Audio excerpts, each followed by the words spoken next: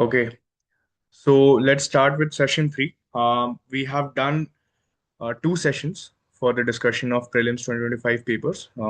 Questions 1 to 20 we have done, and then till from 60 to 70 we have done. We'll start with 71, try to complete the second half of the paper, and उसके बाद फिर हम लोग आगे बढ़ेंगे, जो आगे का बचा हुआ होगा उसको हम लोग कंप्लीट करेंगे। 70 हम लोगों ने जब डिस्कस किया था तो इसमें से काफ़ी सारे रूल्स निकले थे एंड में, एंड लोगों ने भी कंट्रीब्यूट किया था, उन्होंने जिस टाइप के रूल्स एग्जाम हॉल में लगाए थे। तो do go through that video also. अब हम लोग आगे बढ़ते हैं 71 के लिए। एंड सबको रूल्स पता है ना कि कैसे सॉल्व करना है, सब कोई अपने सामने पेपर खोल लेंगे, अ, उसको देखेंगे, उसको खुद से बिना नॉलेज के लॉजिक लगा के अपना कंटेक्चुअल नॉलेज लगा के सॉल्व करने की कोशिश करेंगे, एंड उसके बाद फिर हम लोग साथ में डिस्कस करेंगे एंड यहाँ पे आंसर देखेंगे। तो सबका पेपर्स खुला हुआ है, I hope. Yes, no? Yes. Yes, yes. sir. Awesome. ठीक है। तो 71st में, sedition has become my religion was the famous statement given by Gandhiji at the time of Champaran Satyagraha, publicly violating salt law at Dandi, attending a second roundtable conference in London, the launch of Quit India movement। अब यार ये question ऐसे पढ़ के मुझे ये statement याद नहीं आ रहा है कि मैंने स्पेक्ट्रम में पढ़ा है कि नहीं, शायद नहीं पढ़ा है तभी कभी याद नहीं आ रहा है। बट अगर थोड़ा दिमाग लगाना पड़े तो देखते हैं कि इस क्वेश्चन को ऐसे अप्रोच करेंगे। सेडिशन चंपारण सत्याग्रह जब गांधी जी अपना शुरू ही कर रहे हैं इंडिया में मूवमेंट, तब I don't think he would give such a strong statement. तो I think it's safe to at least remove Champaran Satyagraha. Dandi was of course a long time coming, and वहां पे तो एक्टिवली सिविल डिसोबीडियंस का स्टार्ट किया ही था गांधी जी ने। सेकेंड राउंड टेबल कॉन्फ्रेंस जो है, again a result of the civil disobedience movement, so it seems to be one of the plausible options. And quit India movement जो है, ये एकदम एक्सट्रीम हो गया। वहां पे तो गांधी जी डू और डाई का ही नारा दे चुके हैं कि मतलब क्विट इंडिया मूवमेंट उनको कराना ही है किसी तरीके से। So if I would be confuse, I would be confuse between B and C. At least ये वाई कैटेगरी का क्वेश्चन तो बन जाता है मेरे लिए लॉजिक से ही। अब एग्जाम हॉल में मैं बी या सी में से क्या मारूंगा, तो मैं मोस्टली बी मारूंगा, क्योंकि जनरली सिविल डिसोबीडियंस मूवमेंट और दांडी मार्च ये थोड़ा ज्यादा फेमस होता है। मतलब इन जनरल हम लोग इसके बारे में पढ़ते हैं, एंड वहां पे हमने देखा कि गांधी जी एक्टिवली, चूंकि टैक्सेस बढ़ा दिए थे सॉल्ट पे ब्रिटिश गवर्नमेंट में, so that's why he started this march, and it was the kick starting of the civil disobedience movement. Generally second round table conference के बारे में हम लोग उतना ज्यादा नहीं पढ़ते हैं या फिर उतना ध्यान नहीं देते हैं, और यूपीएससी प्रीवियस ईयर्स में भी उतना ज्यादा इस पे फोकस नहीं किया है। सो अगर एग्जाम हॉल में मेरे को मारना पड़े तो शायद मैं बी के साथ जाऊंगा। तो लोग अपना बताइए, and what was the answer जो डिफरेंट डिफरेंट कोचिंग इंस्टीट्यूट्स ने दिया है इसके लिए। Sir, किसी it's का? B. अच्छा, बताइए लोगों ने कैसे सोचा इसके बारे में। सर, अगर हमें कुछ भी नहीं आ रहा है इसमें तो like sedition means basically against the government, right? तो अ, गांधी जी ने ये पब्लिकली वायलेट कर रहे हैं वो, तो उससे हम लिंक करके बी को भी मार्क कर सकते हैं। तो फिर क्विट इंडिया उस लॉजिक से क्यों नहीं? सर, मैंने बी यही सोच के मार्क किया, बट डी का मुझे आया नहीं। मतलब वो वायलेट कर रहे हैं ना, ओके, इससे मैंने वायलेट से लिंक कर दिया एकदम से। Got it. मतलब आपने बाकी सारे ऑप्शंस पे उतना ध्यान नहीं दिया या फिर उतना नहीं सोचा, हाँ, आप डायरेक्टली आंसर की ओर बढ़े। That's also nice approach, at least अगर मतलब नॉलेज फर्स्ट है। फर्स्ट हाँ। इंस्टेंस में ये मतलब क्लिक किया कि वायलेट कर रहा है और सेडिशन से लिंक किया, तो ऐसे। हम्म। अब जैसे मैंने जो बताया, मुझे एक्चुअली में मैंने ये पढ़ा नहीं है, मुझे नहीं पता, तो एग्जाम हॉल में एग्जैक्टली मैं यही करता कि पहले एलिमिनेट करता है। जनरली मैं, मुझे पहले लग रहा था कि बी सी डी के बीच कंफ्यूज होना चाहिए, लेकिन फिर देखा कि बी और सी आपस में बहुत पास वाले ही हैं, तो जनरली जो पास वाले ऑप्शंस होते हैं, मतलब इन टर्म्स ऑफ टाइमलाइंस, उनमें से कोई एक ऑप्शन होने का प्रोबेबिलिटी बढ़ जाता है। किसी और के पास कोई और लॉजिक है शेयर करने के लिए? ग्रेट, चलिए ठीक है, आगे बढ़ते हैं। किसी का अगर कुछ गलत हुआ है तो उन्होंने क्या सोच के मारा है वो शेयर कर सकते हैं। कोई भी, किन्हीं का गलत हुआ हो ये क्वेश्चन? ओके, तो आई डोंट थिंक अगर डायरेक्टली लोग इस पे पहुंच रहे थे, ये डिफिकल्ट नहीं, फिर ये मॉडरेट की कैटेगरी में आना चाहिए। आगे बढ़ते हैं 72 पे। The famous female figurine known as dancing girl found at Mohenjodaro is made of, अरे भाई ये तो बहुत ही इजी क्वेश्चन दे दिया। ब्रॉन्ज। आई डोंट थिंक इसमें किसी को डाउट हुआ होगा या किसी ने गलती की होगी। एवरीबॉडी। यस सर, ये तो बहुत इजी था। एक डॉली क्वेश्चन तो कम से कम पूछ दिया इसने। बढ़िया। चलिए आगे बढ़ते हैं। Who provided legal defence to the people arrested in the aftermath of Chauri Chaura incident? Okay, तो चौरी चौरा इंसिडेंट सबसे पहले कब हुआ था? तो नॉन कॉपरेशन मूवमेंट 1921 के अराउंड हुआ था। फिर वो जो मूवमेंट था उसके बारे में हम लोग ऑफ कोर्स पढ़ते ही हैं स्पेक्ट्रम में। तो उसमें काफी लोग अरेस्ट हुए थे। ऑप्शंस क्या क्या दिया गया है? C R Das, Madan Mohan Malviya and Krishnakant, doctor Saifuddin Kitchlew and Khwaja Hasan Nizami, M A Jinnah. अब इतने सारे लोग हैं, तो आई थिंक कि सिंगल रिप्रेजेंटेशन काफी डिफिकल्ट होगा। तो टीम ऑफ लॉयर्स वर्क करेगी। अगर किसी ने केसरी मूवी देखी है, केसरी पार्ट 2, तो उसमें भी एक काउंसिल, एक सपोर्टिंग काउंसिल चाहिए होता है ना, अक्षय कुमार को। ऑफ कोर्स मतलब वो जो लॉयर का रोल प्ले कर रहे थे उनको भी एक सेकंड हैंड काउंसिल चाहिए होता है। तो आई थिंक कि बी और सी में से आंसर होना चाहिए। एंड डॉक्टर सैफुद्दीन किचलू शायद हम लोग किसी और केस में पढ़ते हैं।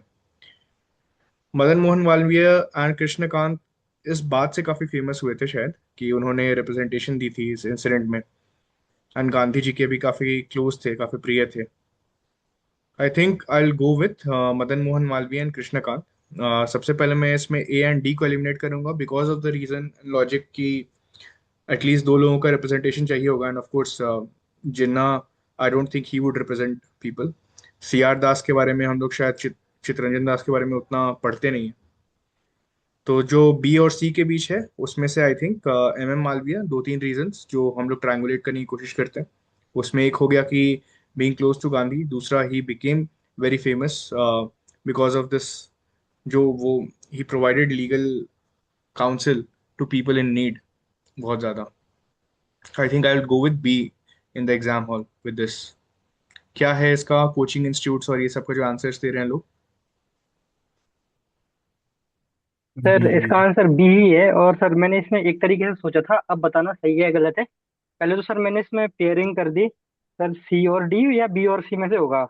बिल्कुल। फिर जैसे सी और डी, ए और डी में सर जैसे सिंगल सिंगल नेम है, तो मतलब अगर दो नहीं होते तो फिर ये सिंगल सिंगल नेम वाले ही ऑप्शन देता चारों, क्योंकि जनरली वो बिल्कुल। ऐसे ही करता है। तो वो नहीं हुआ तो फिर बी और सी बचा। फिर सर मैंने अपने लॉजिक को ट्रायंगुलेट करने के लिए बी और सी में से सर मैंने लोकेशन वाले लॉजिक से सोचा। अब पता नहीं कितना हम्म। सही है कि नहीं। जैसे सर कभी अपन कोई केस होता तो अपन जनरली अपने आसपास के लोग को ही देखते, और उस टाइम पे तो इतना कनेक्टिविटी भी नहीं थी। तो सर जैसे छोरी छोरा इंसिडेंट है सर यूपी में हुआ था, और मुझे इतना पता है कि मदन मोहन मालवीय भी यूपी से ही रिलेट रखते हैं, कोई एक ऑर्गेनाइजेशन में पढ़ा था मैंने। तो फिर सर मैंने ये सोच के मदन मोहन मालवीय किया, क्योंकि बाकी तीन लोग तो सर अलग अलग स्टेट से थे।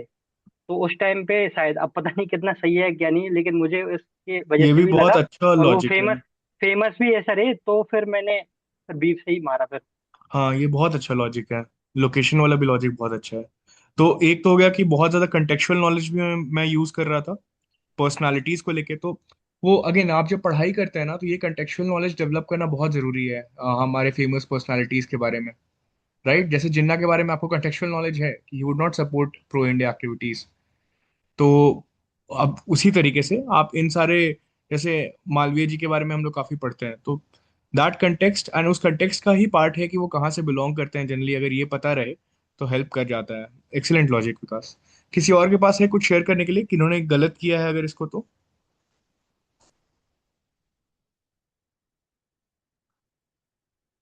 ठीक है, तो फिर आगे बढ़ते हैं अगर किसी के पास नहीं है शेयर करने के लिए तो।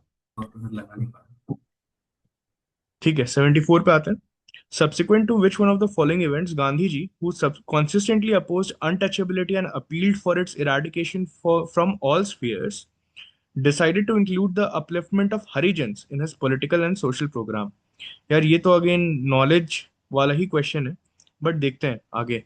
हरिजन्स वर्ड उन्होंने कब लेके आए और वो कब यूज कर रहे थे। एक हो गया पूना पैक्ट, एक है Gandhi Irwin agreement, Delhi pact, arrest of Congress leaders at the time of quit India movement, and promulgation of the government of India act 1935। अब देखते हैं इन जनरल, मतलब ऑफ कोर्स नॉलेज से लोगों को पता ही होगा कि ये पूना पैक्ट है, तो उस चीज को, उस नॉलेज को हटा देते हैं पूना पैक्ट वाला। आगे देखते हैं। 1935 के टाइम पे गांधी जी शायद उतने एक्टिव नहीं थे, या फिर कुछ उसके चलते उन्होंने कोई ऐसा मूवमेंट शुरू नहीं किया था, तो वो तो पहले ही हट जाता है। फिर आता है अरेस्ट ऑफ कांग्रेस लीडरशिप, जब क्विट इंडिया मूवमेंट पे हो रहा है, तो वो मतलब वहां पे सोशल अपलिफ्टमेंट के बारे में नहीं सोचा जा रहा है क्विट इंडिया मूवमेंट में, वहां डायरेक्टली आजादी के बारे में सोचा जा रहा है, अंग्रेजों को भगाने के बारे में सोचा जा रहा है। तो it is not fitting up with the social upliftment thought process at that period of time, तो सी एंड डी वैसे एलिमिनेट होते हैं। एंड गांधी अर्विन अग्रीमेंट, वो इस बारे में था कि चलो सिविल डिसोबीडियंस हो गया है, अब आगे क्या क्या कंसेशंस गांधी जी या फिर गांधी जी कंट्री के लिए लेके आएंगे जो ब्रिटिशर्स से। तो ये नॉलेज और कंटेक्स्ट अगर पता रहे थोड़ा थोड़ा चीजों के बारे में, तो of course you can eliminate things easier ways. कि पूना पैक्ट के बारे में पता रहता है क्योंकि हम पढ़ते ही हैं उसके बारे में। Again one of the very easy questions I think जो यूपीएससी पूछा है, राइट? किसी का ये गलत हुआ क्या? नहीं? चलो बढ़िया है। मेरे को लग रहा है कि लोग जो गलत हुए वो शेयर नहीं कर रहे हैं, क्या हो गया? ठीक है, आई थिंक वार्म अप करने में भी टाइम लगेगा लोगों को, कोई बात नहीं। चलिए अब 75 में आगे बढ़ते हैं। Consider the following fruits: papaya, pineapple, guava. How many of the above are introduced in India by the Portuguese in the 16th and 17th centuries? Only one, only two, all the three, and none. अच्छा, generally अब इतना मुश्किल से question पूछा है तो none तो नहीं पूछेगा, अगर इतना पूछना रहेगा उसको तो नन को हटा सकते हैं, पहले ही ये जेड कैटेगरी क्वेश्चन बन जाता है। अब एक ट्रेंड है, जितना भी पीवाईक्यूज देखते हैं उसमें कोई भी बढ़िया बढ़िया जो फल और सब्जी हम लोग आज खा रहे होते हैं, जनरली वो दिखता है कि बाहर से ही आया है। मतलब या तो लैटिन अमेरिका, जो हम लोग बोलते हैं कि न्यू अमेरिका से आया होता है, या फिर कहीं यूरोपियन सेटलमेंट्स लेके आए होते हैं। तो और ऊपर से थ्री ऑप्शंस वाला क्वेश्चन भी है, तो बहुत हाई प्रोबेबिलिटी है कि या तो इसका ऑल द थ्री होगा या ओनली टू होगा। और एग्जाम हॉल में जैसे अगर आप देख रहे हैं तो मोस्टली इन दोनों ऑप्शंस के बीच में ही आप जाएंगे। मुझे जाना होता तो शायद मैं पपाया, पाइनएप्पल, ये दोनों इंडिया में इन जनरल तो आई डोंट थिंक होते होंगे। गुआवा, गुआवा का भी कहीं कहीं कभी हमने पढ़ा नहीं है इंडियन टेक्स्ट में कि जिस टाइप से फूड आइटम्स और ये सब खाए जाते हैं। फ्रूट्स के मामले में there is not much literature हमारे एंशियंट किंगडम्स और ये सब में भी। तो शायद एग्जाम हॉल में मुझे मारना हो तो मैं ऑल द थ्री के साथ चला जाता, बट मेरे लिए वाई कैटेगरी क्वेश्चन रहता। लोगों ने कैसे मारा है इसको, कैसे किया, किसका गलत सही हुआ? सर मेरा गलत हुआ सर, मैंने गुआवा को कंसीडर नहीं करा, पपाया और पाइनएप्पल ओनली टू के साथ गया था मैं। मैंने सोचा गुआवा सर मिल जाते हैं वैसे ही कैजुअली अलग अलग जगह पे, अमरूद, हम्म। तो इस वजह से तो उसको मैंने वो कर दिया। हाँ, मुझे भी सेम डाउट लग रहा है। और एग्जाम हॉल में जैसे मैंने बोला कि ये वाई कैटेगरी क्वेश्चन है, हो सकता है एग्जाम हॉल में डाइसी है, ये दोनों तरफ जाया जा सकता है इसमें। सर मैंने इसको मार्क नहीं किया था, लेकिन मैं सर ओनली टू पे ही आता है इसमें, क्योंकि थोड़ा स्पेसिफिक भी कर रखा in the 16th and 17th century। उसके हाँ पहले बाद में भी अगर आया हो तो एक तो एलिमिनेट हो सकता है, तो मुझे ऐसा लगा थोड़ा सा, मतलब हाँ मैंने हाँ, खैर बिल्कुल किया नहीं था, लेकिन ऐसा सोच सकते थे।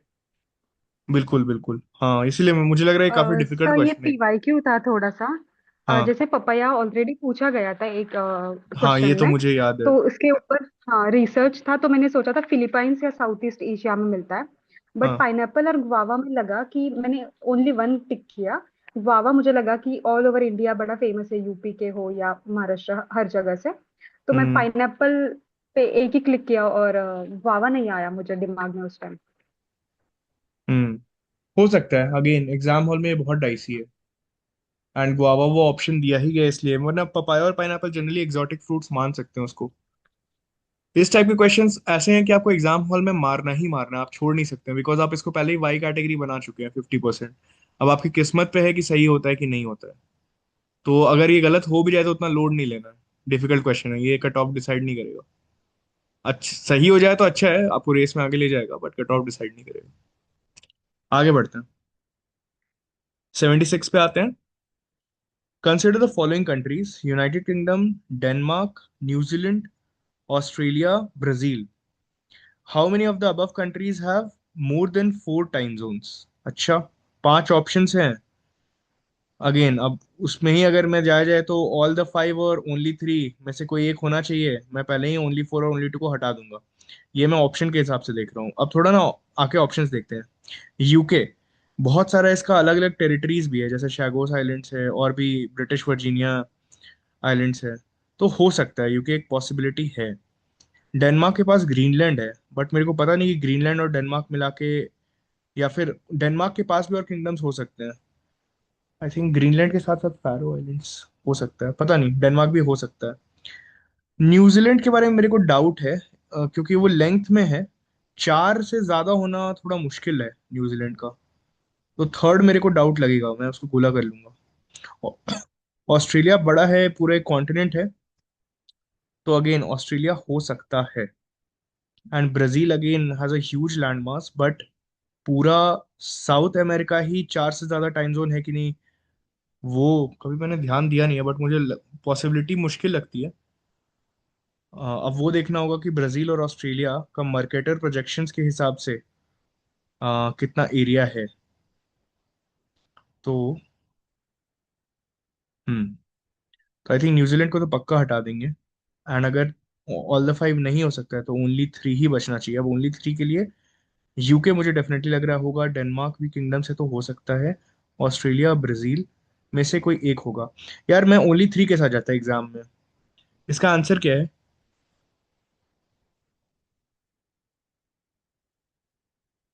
कोई बताओ। कोचिंग इंस्टीट्यूट सर ओनली ये 3 ही सारे। है इसका। सर ठीक टेक्स्ट है, बुक 3 में तो ऑप्शन। कैसे सोचा लोगों ने? तो उसने सर बस मैंने 5 का 3 लगा दिया लैंड बस। क्या? तो 5 का 3 कर दिया था इसने बस ऐसे ही। ओके, रूल्स डायरेक्टली आप रूल्स पे चले गए, थोड़ा भी नॉलेज इधर उधर नहीं किया। सर ऑस्ट्रेलिया मुझे लग रहा था, ऑस्ट्रेलिया होना चाहिए, और बस ऑस्ट्रेलिया का ही पता था और डेनमार्क का पता था, मतलब ये दोनों पता थे होने चाहिए, बाकी नहीं पता था। डेनमार्क कैसे पता था? सर ग्रीनलैंड की वजह से, ग्रीनलैंड इतना बड़ा है डेनमार्क इधर साइड, उसकी वजह से 4 से ज्यादा तो होनी चाहिए शायद। बट आपको ये पता है कि फैरो आइलैंड्स भी हैं डेनमार्क के पास, और आई थिंक ये नहीं। आंसर ना ग्रीनलैंड की वजह से सिर्फ नहीं हुआ है, फैरो आइलैंड्स की वजह से भी हुआ है, क्योंकि फैरो आइलैंड्स सर, एक छोटा सा टेरिटरी है एकदम ओशन के बीच में। तो ये नहीं पता था बस, पैरो नहीं हाँ। सर पता था। बताइए। Sir most of the coaching institute ने ओनली 4 दिया हुआ है, फोरम ने भी और टेक्स्ट बुक ने भी। अच्छा, तो कौन कौन से 4 दिए हुए उन्होंने? सर बस ब्राजील ने दिया हुआ है और चारों उन्होंने सही माना है। फोरम ने तो न्यूजीलैंड के पास 5 बताए हैं टाइम अच्छा, जोन्स। न्यूजीलैंड के पास 5 है। कोई सर्च करके बता सकता है न्यूजीलैंड के कितने टाइम जोन्स आ रहे हैं?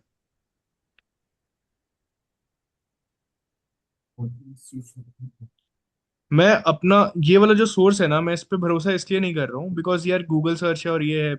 अब तो एआई सर्च के कारण हमेशा बहुत मुश्किल होता है कि you get to the right answer in the first go itself, क्योंकि ओरिजिनल लिंक्स नहीं प्रोवाइड करता ना। That's sir why you have सिर्फ टू। उसके हाँ। सर सिर्फ उसके लैंडमार्क्स के 2 हैं, लेकिन वो एसोसिएटेड टेरिटरीज की वजह से 5 पहुंच जाता है। अच्छा, ओके, तब इसका आप लोग बोल रहे हैं ओनली 4 होना चाहिए। Let's see. डी भी आप बोल रहे हैं ना कि हो सकता है बी। तब तो यार ये बहुत ही डिफिकल्ट क्वेश्चन हो जाता है। अगर ये ओनली 4 है इसका answer, it's an extremely difficult question. Sir इसको ऐसे भी सोच सकते हैं कि ना, इन्होंने ना ऑप्शंस को ट्वीक कर दिया है। मतलब जनरली वो all all of the 5 last में देते हैं, बट इस बार उसको ट्वीक कर दिया है बिल्कुल।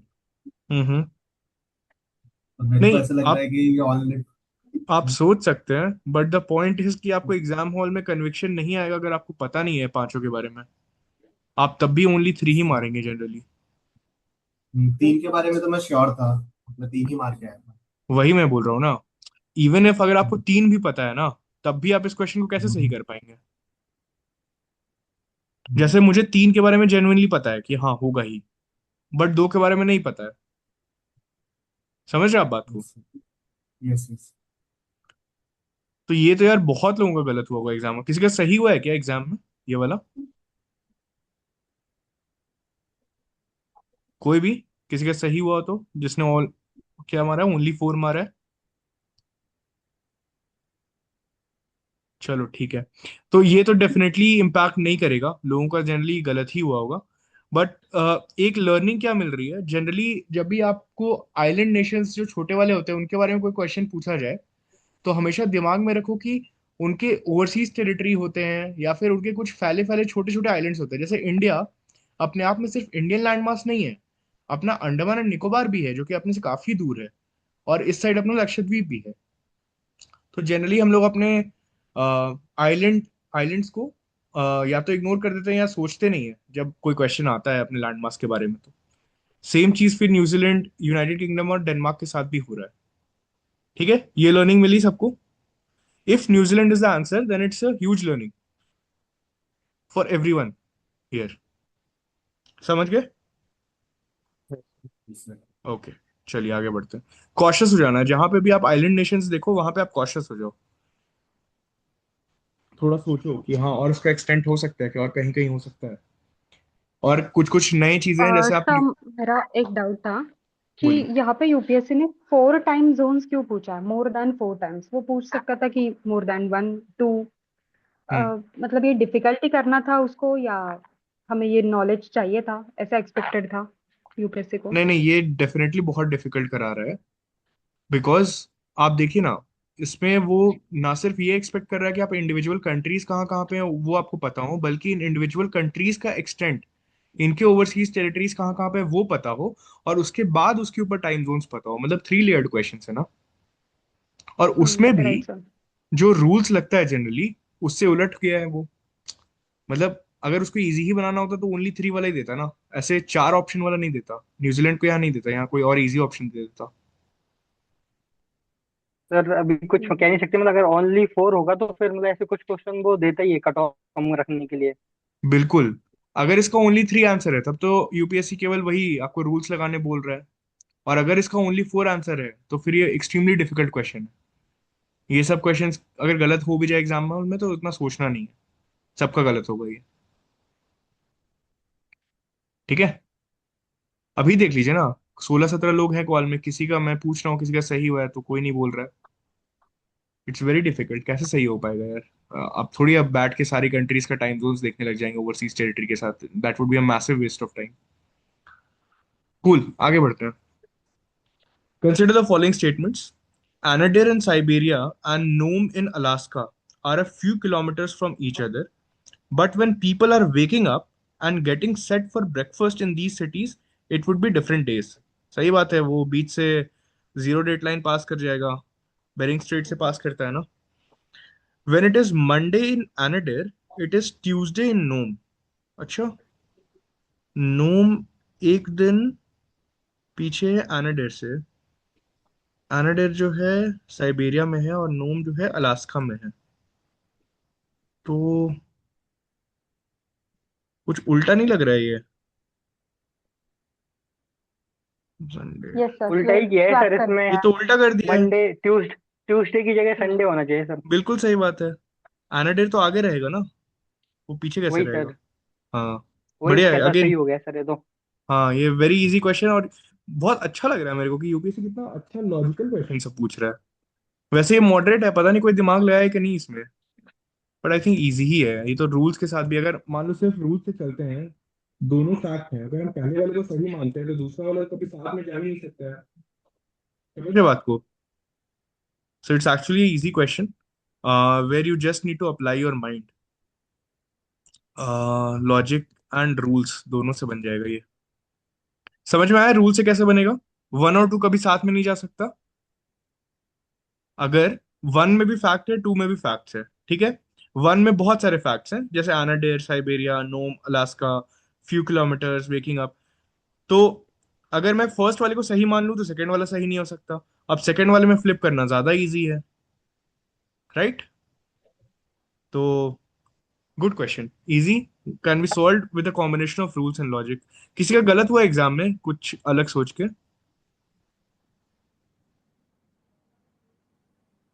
कोई भी? इसमें मैंने बोथ मार दिया था इसमें सर, मैंने कैलकुलेशन गलत कर दी थी इसमें। अरे वो आप मैंने बनाया कैलकुलेशन, तो साइबेरिया अलास्का सब बनाया भी था, पर फिर भी वो गलत कर दिया मैंने। नहीं आयुष, सीखना कुछ और है यहाँ पे। कैलकुलेशन तक पहुंचने के पहले ही ये क्वेश्चन या तो वन ओनली या टू ओनली होना चाहिए। आप बात समझ रहे हैं मैं क्या समझा रहा हूँ? Yes sir, yes. क्या? सर इसमें मतलब लॉजिक लगाना चाहिए था कि मतलब ये इजिली इंटरचेंजेबल है, तो उसको रूल से सही करना चाहिए। नहीं, उसके भी पहले आयुष, फर्स्ट और सेकंड ऑप्शन साथ में जाएंगे ही नहीं। अगर मैं फर्स्ट को अगर सही मानूं तो सेकंड वाला कभी सही नहीं हो सकता। अगर मैं सेकंड को सही मानूं तो फर्स्ट वाला कभी सही नहीं हो सकता। सर क्यों, मतलब ऐसा क्यों? अरे, एक तरफ मैं बोल रहा हूँ कि अनदर जो साइबेरिया में, मुझे पता है कि साइबेरिया कहाँ है, ईस्टर्न है हाँ। उसमें। नोम जो में है मैं बोल रहा हूँ अलास्का में है, थोड़ा वेस्ट में है। तो ईस्ट जल्दी आएगा ना, मतलब वो आगे रहेगा। सर नहीं समझे बात को? हाँ, समझ गया सर। वही मतलब वही चीज मैंने गलत कर दी थी वहां पे। हाँ, तो इस क्वेश्चन को पढ़ते ही आपको इतना समझ जाना कि एलिमिनेशन, तो सी और डी आपस में एलिमिनेट हो जाना चाहिए।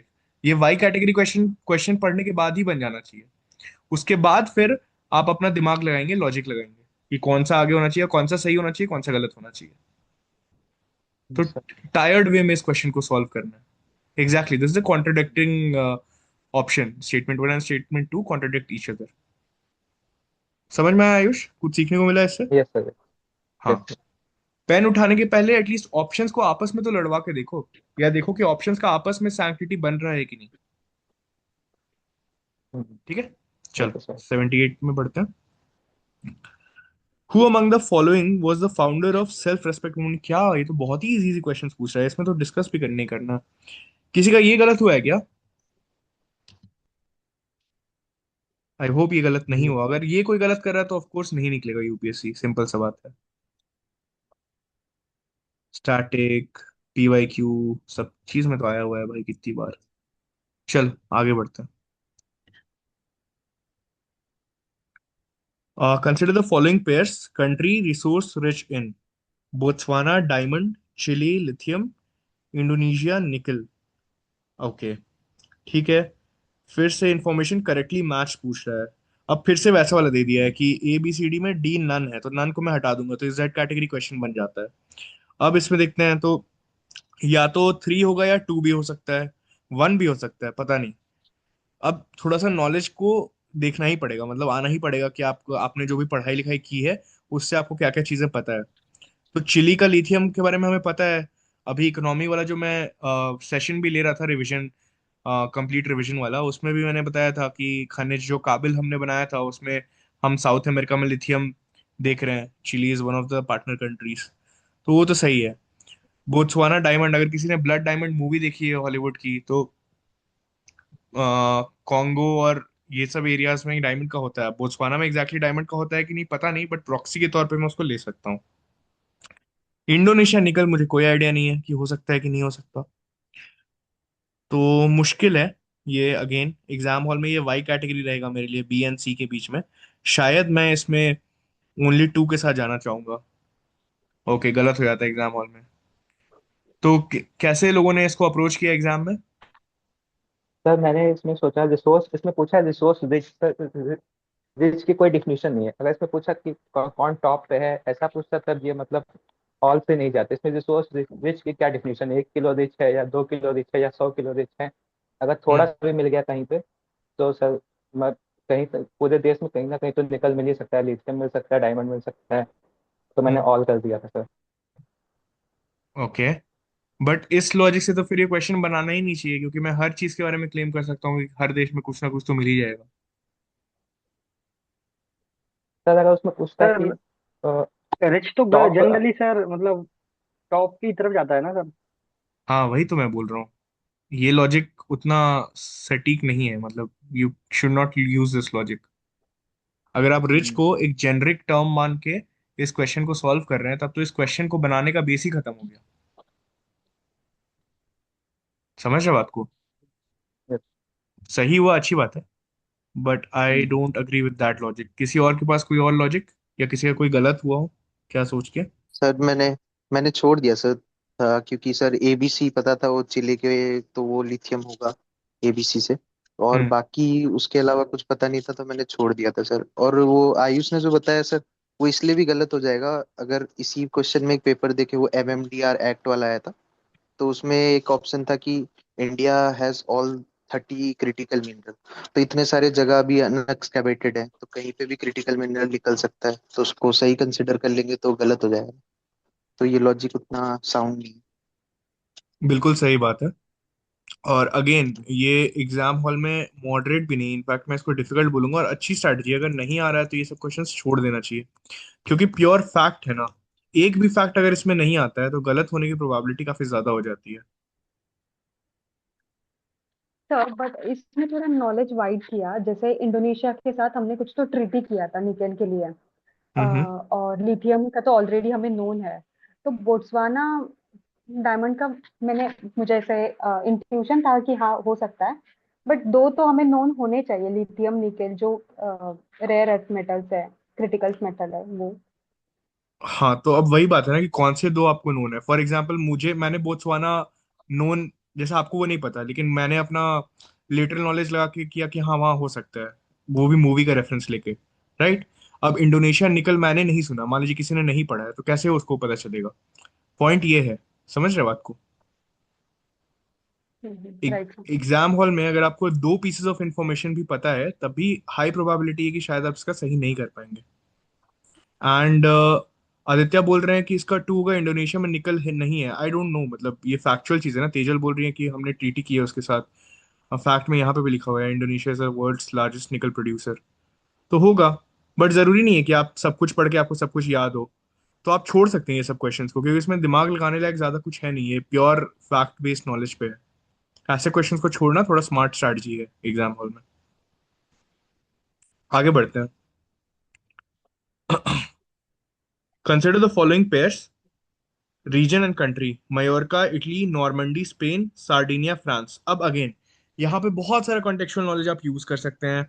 आप अपना लिंग्विस्टिक नॉलेज यूज कर सकते हैं कि जनरली कौन सी कंट्री में किस टाइप के नाम होते हैं। आप हिस्टोरिकल रेफरेंसेस यूज कर सकते हैं। फॉर एग्जाम्पल नॉर्मंडी लैंडिंग्स हुई थी वर्ल्ड वॉर 2 में, जो कि फ्रांस में हुआ था, तो वो तो पहले ही गलत हो जाता है, स्पेन वाला चीज। अब अगर नॉर्मंडी फ्रांस आपको पता है, तो आपको ये पता है कि 2 और 3 दोनों गलत है। सार्डिनिया, अच्छा, सार्डिनिया इटली में है, अगर ये किसी को पता है, क्योंकि सार्डिनिया अलग से एक आइलैंड है जो कि हम लोग शायद मैप पढ़ते वक्त पढ़ते भी हैं। तो ये एग्जाम हॉल में इजी क्वेश्चन बन जाता है, because of Normandy France and Sardinia Italy. अगर किसी को मयोर्का जनरली नहीं भी पता है, तो स्पेन वाला, इसका आंसर नन होना चाहिए। लोगों ने क्या किया इसको एग्जाम में? I think this is an easy question for exam.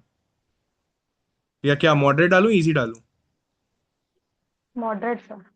Moderate. बताइए क्या क्या सोच के गलती हुई है? तो मैंने ये क्वेश्चन लीव किया था। मुझे कुछ भी आइडिया नहीं था इन सब नामों के बारे में, बिल्कुल सही, तो ऐसी चीज के एकदम बारे में। सही बात है जो हमने ऊपर डिस्कस किया कि ये फैक्ट बेस्ड क्वेश्चंस हैं। अगर आप लेटरल नॉलेज नहीं लगा पा रहे हैं, आपको कोई हवा नहीं है, तो छोड़ देना चाहिए। और किसी का कुछ ये? अब ना कुछ मैं बताना चाहूंगा यहाँ पे इस टाइप के क्वेश्चंस के लिए। जब आप लोग मैप्स पढ़ते हैं ना, तो ना थोड़ा डिटेल में जाके मैप्स पढ़ा कीजिए। किसी एक कंट्री को अगर उठाते हैं, जैसे मान लीजिए कि यूरोप को आपने उठाया, यूरोप में इटली को उठाया, तो इटली का ना ऊपर से नीचे देखिए, एंड उसके करस्पॉन्डिंग आइलैंड्स भी देखिए, एंड देन उसका ज्योग्राफी भी देखिए, कहाँ पे माउंटेन्स है, कौन कौन से माउंटेन्स हैं। फिर ये भी देखिए कि उसके मतलब कौन कौन सी मेजर रिवर्स फ्लो कर रही हैं उससे, सिटीज का अलाइनमेंट कैसे है ऊपर से नीचे तक, मेजर स्ट्रेटेजिक लोकेशंस कहाँ कहाँ पे है उसके। और अब तो हम ये देख रहे हैं कि टाइम, ये वाला भी पूछ रहा है, तो टाइम अगर आप नहीं भी देख रहे हैं, एटलीस्ट उसका एक्सटेंट आपको पता होना चाहिए, कितना बड़ा है कितना छोटा है। खासकर जब आप यूरोप, अफ्रीका और लैटिन अमेरिका, और साथ मिडिल ईस्ट, इन सारे रीजन्स का जब आप मैप देख रहे हैं, तो इन सब चीजों का बहुत ध्यान रखना चाहिए। क्या क्या चीजों का ध्यान रखना चाहिए? ज्योग्राफी अच्छे से देखना चाहिए, मेजर सिटीज एंड कैपिटल्स देखना चाहिए, कैसे अलाइंड है उस कॉन्टिनेंट में वो कंट्री, वो देखना चाहिए, उसके मेजर आइलैंड कौन कौन से हैं, अगर हैं उसके तो वो देखना चाहिए। उसके बाद उनका थोड़ा लिंग्विस्टिक भी समझने की कोशिश करनी चाहिए। जैसे स्पेन का आपका देखिएगा कि अलग ही टाइप का नाम रहेगा, फ्रांस की सिटीज का अलग टाइप का नाम रहेगा, उसी तरह इटली ग्रीस ये सब का अलग नाम रहेगा। फिर major geographical segments like hills, mountains, mountain ranges and rivers, इन सब के बारे में पता होना चाहिए। कितना हर पीवाईक्यू में तो पूछ ही रहा है, कभी अफ्रीका उठा लेता है यूपीएससी, कभी यूरोप उठा लेता है। एंड यूरोप जनरली जब भी उठाता है तो वो हमेशा या तो हिस्ट्री मतलब वर्ल्ड वॉर 2 से रिलेटेड कोई प्लेसेस उठाता है, या फिर मेजर रिवर्स जो करंट अभी वॉर चल रही होंगी उसके आसपास का रिवर्स एंड उसके आसपास की सिटीज उठाता है। ये सबको समझ में आया स्टार्टिंग से कैसे इसको लिंक करना है? अरे वाह, that's a good piece of knowledge Aditya, मुझे लगा नहीं था कि जनरली लोगों को पता होगा। Of course Nadal is from Majorca, great to know that. हाँ शुभम, बहुत बढ़िया। बोत्सवाना 2023 का पीवाईक्यू था वो एलिफेंट वाले क्वेश्चन, एंड उसमें डेमोक्रेटिक रिपब्लिक ऑफ कॉन्गो भी था, तो वहीं से उठा के आसपास ही पूछ रहा है वो पीवाईक्यू से ही, फिर जो नहीं पूछा हुआ कंट्री उसको उठा के कुछ पूछ रहा है। Great observation. ठीक है, लर्निंग्स मिल गई यहाँ पे क्या क्या कैसे पढ़ना है मैप्स को। तो जब भी आप एटलस उठाएंगे तो एटलीस्ट उतना ध्यान रखिएगा कि उतने डिटेल में पढ़ लीजिएगा मैप को, और कैसे पढ़ना है मैप वो मैंने बता दिया है। आगे 81 कर लेते हैं, 2 मिनट का ही सेशन बाकी है। Consider the following statements. Some rare earth elements are used in the manufacture of flat television screens and computer monitors. Okay. Some rare earth elements have phosphorescent properties. ये तो बढ़िया ही है। फॉस्फोरेसेंस जो होता है वो आपको जगमगाने में हेल्प करता है। तो अगर वो चीज है, फॉस्फोरेसेंट प्रॉपर्टीज हैं, तो फ्लैट टेलीविजन में भी हेल्प करेगा। सबसे पहली बात तो दोनों स्टेटमेंट जो है वो जेनरिक स्टेटमेंट है, तो 1 और 2 दोनों सही होगा। अगर 1 और 2 दोनों सही है तो ए एंड बी में से कोई एक ऑप्शन होगा। अब देखना है कि 2 जो है वो समझाता है कि नहीं ऊपर वाले को। तो अगर फॉस्फोरेसेंट प्रॉपर्टीज हैं तो ऑफ कोर्स वो यूज हो सकता है स्क्रीन एंड कंप्यूटर मॉनिटर्स में, क्योंकि उसमें अगर इलेक्ट्रिक करंट पास करेगा तो वो जगमगाएगा, जो कि आपको डिस्प्ले में हेल्प करेगा। तो आई थिंक इसका ए के साथ जाना चाहिए। लोगों का क्या हुआ, सही गलत? किसी का गलत हुआ ये? कोई तो बताइए क्या है। नो सर, बताइए क्या गलती हुई। मतलब सर करेक्ट था, गलत नहीं हुआ। ओके ठीक है। आई थिंक इजी था रूल्स के हिसाब से। यस सबसे सर, पहले तो वो हो जाता है कि जनरल सी एंड, स्टेटमेंट्स। हाँ सी एंड डी एलिमिनेट हो जाता है। एंड उसके बाद आप मतलब जेनरिक स्टेटमेंट के कारण वो तो ऐसे एलिमिनेट कर दिया, और उसके बाद अगर बी को आप सही मान रहे हैं तो वो अच्छा खासा एक्सप्लेनेशन है। ज्यादा दिमाग नहीं लगाना है, अगेन वो रूल से ही आ रहा है। इसमें अगर कोई ज्यादा दिमाग लगाता है तो फिर गलत हो जाएगा। कूल। तो आई थिंक अभी इस वाले सेशन में इतना ही करते हैं। मैं तुरंत आई थिंक 3-4 मिनट में नेक्स्ट सेशन का शेयर करता हूँ।